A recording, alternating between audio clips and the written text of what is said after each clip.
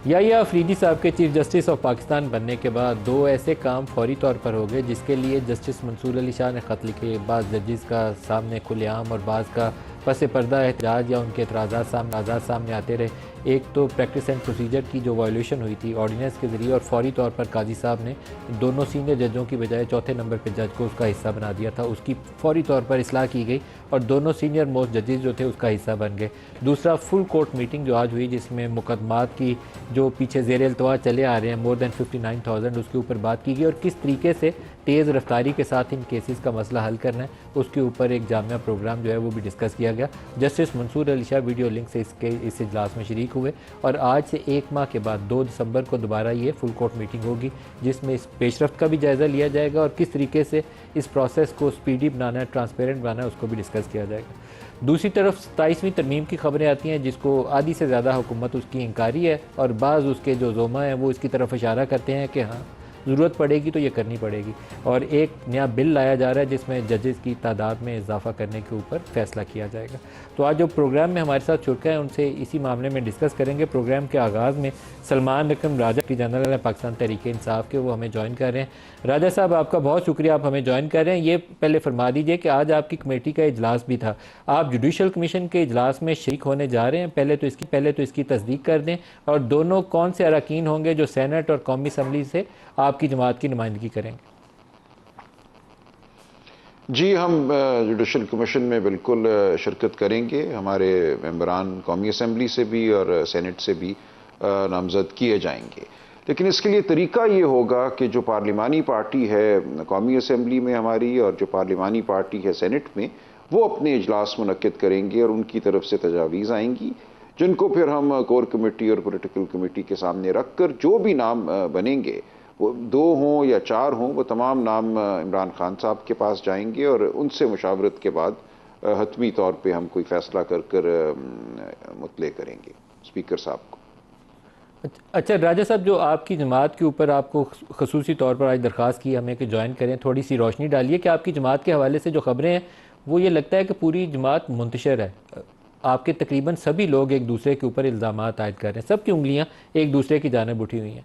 ऐसे में बुशरा बीबी की रिहाई होती है और बुशरा बीबी पेशावर में जाके बराजमान है। बुशरा बीबी बाज़ उनके इंटरेक्शन भी सुनने में आ रहा है कि उनकी सियासी लोगों से बात भी हुई है। क्या रोल होगा बुशरा बीबी का, पहले तो इस पर बता दें, फिर मैं पार्टी की इंटरनल पॉलिटिक्स की तरफ आता हूँ। देखिए, ये जो एक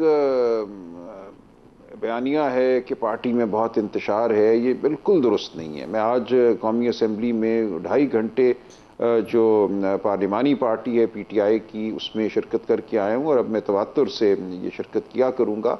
इसी तरह सेनेट में जो पार्लिमानी पार्टी है, जो हमारी दीगर तंजीमें हैं, मैं आपको यकीन दिलाता हूँ कि कोई इंतशार नहीं है। ये बिल्कुल एक मीडिया क्रिएटेड एक हाइप है। तो ये एक बात तो बिल्कुल जहन में रहे कि देखिए, किसी की गुफ्तगू होती है, कोई एक ट्वीट करता है तो उस पर 4 दिन टीवी पे प्रोग्राम होना शुरू हो जाती हैं और ऐसे लगता है जैसे कोई जंग व जदल है। बिल्कुल ऐसी बात नहीं होती। कोई डिसिप्लिन की खिलाफ वर्जी हो, उस पर कोई कदम लिया जाए, उस पर माफ़ी हो जाती है, बात आगे बढ़ जाती है। तो इसलिए ये इंतशार जो है ये बहुत ज़्यादा मीडिया पे है, पार्टी के अंदर इतना नहीं है। जहाँ तक बुशरा क्या बीबी का फवाद ताल्लुक है, चौधरी मैं और नहीं फैसल समझता कि चौधरी उनका उन दोनों की माफ़ी हो गई? इमरान खान ने दोनों को माफ़ कर दिया? नहीं, इमरान खान साहब ने मुझसे कहा कि आप इस मामले को देख लें और ठीक है, वो एक बात थी, वो डिसिप्लिन का मामला था, वो आ गई बात। फैसल चौधरी ने एक मैं समझता हूँ ट्वीट भी कर दी है, उससे पहले मुझसे वो आकर भी मिले। तो ठीक है, देखिए इसी तरह मामला हल होने चाहिए ना, कि अगर किसी को कोई शिकायत है उस हवाले से एक तादीबी कदम उठना चाहिए, उसके हवाले क्या से फवाद अगर चौधरी को भी माफ़ी माफ़ी आती मिल है, गई या बात नहीं ठीक मिली? हो जाती है। नहीं, फवाद चौधरी साहब का मामला मुख्तलिफ है, वो पार्टी में नहीं है। उनकी अपनी एक सवाबदीद है, वो आगे क्या करना चाहते हैं, क्या उनके मंसूबे हैं, क्या लाया अमल है, वो अपनी जगह है। इसलिए ये कहना कि माफ़ी मिल गई बिल्कुल दुरुस्त नहीं होगा। उनको अपने लाया अमल पे गौर करना होगा कि वो आइंदा क्या करना चाहते हैं और उनकी सियासत की डायरेक्शन क्या है, किस समत में वो जा रहे हैं। इससे ज़्यादा मैं कुछ नहीं कह सकता। बिल्कुल ठीक है। बुशरा बीबी का रोल क्या है? कोई रोल नहीं है। देखिए, वो एक घरेलू खातून हैं और वो वही रोल अपनाए रखेंगी।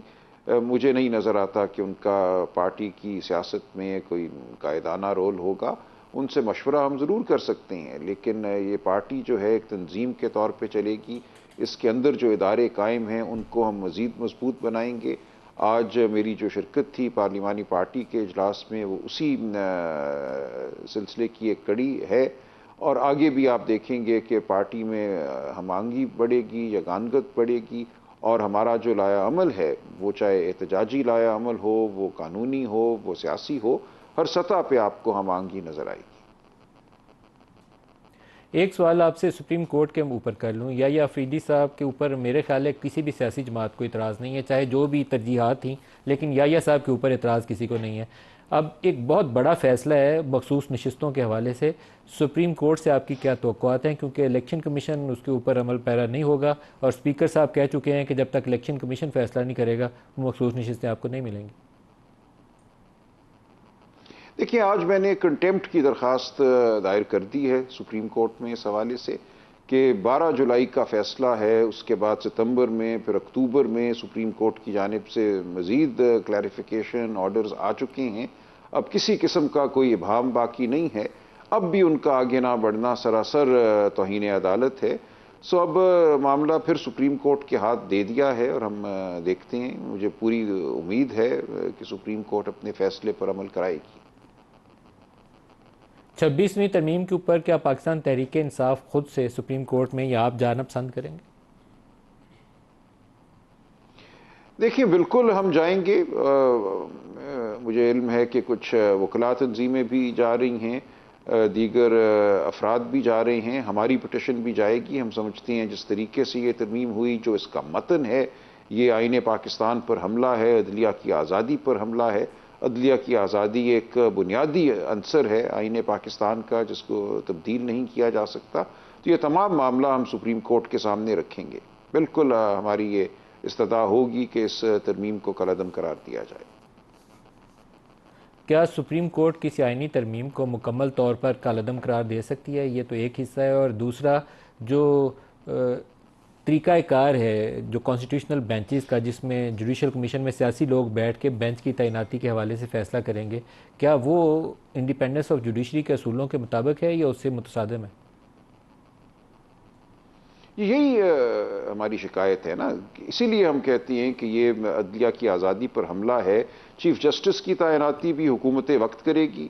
3 सीनियर जजों में से एक को जब चुनने का आप कहते हैं, तो दर हकीकत आप जो आज 7वें 8वें नंबर पे जज साहब हैं, उनको भी कहते हैं कि 1 आध साल में, 1.5 साल में आपने भी 3 में होना है, ताकि तमाम मुती व फरमा बरदार हो जाएं। ये पूरी तरह से मगलूब करने की कोशिश है सुप्रीम कोर्ट को, तो ये बिल्कुल गैर आइनी है।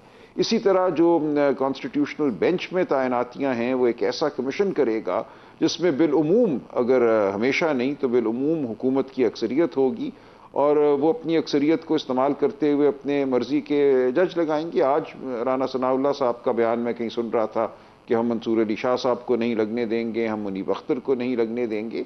तो ये ताकत हुकूमत को दे देना बिल्कुल अदलिया की आज़ादी का, अदलिया के वजूद का मैं समझता हूँ कत्ल है। तो इस हवाले से हमारी सियासी तहरीक, हमारी एहतजाजी तहरीक तो होगी, लेकिन इस मामले को हम सुप्रीम कोर्ट के सामने भी रखेंगे। सर, एक लास्ट क्वेश्चन, 27वीं तरमीम पे किसी हुकूमती नुमाइंदे ने PTI के किसी रुकन से या आपसे रब्ता कायम किया कि वो क्या होगी, क्या शक्ल है उसकी?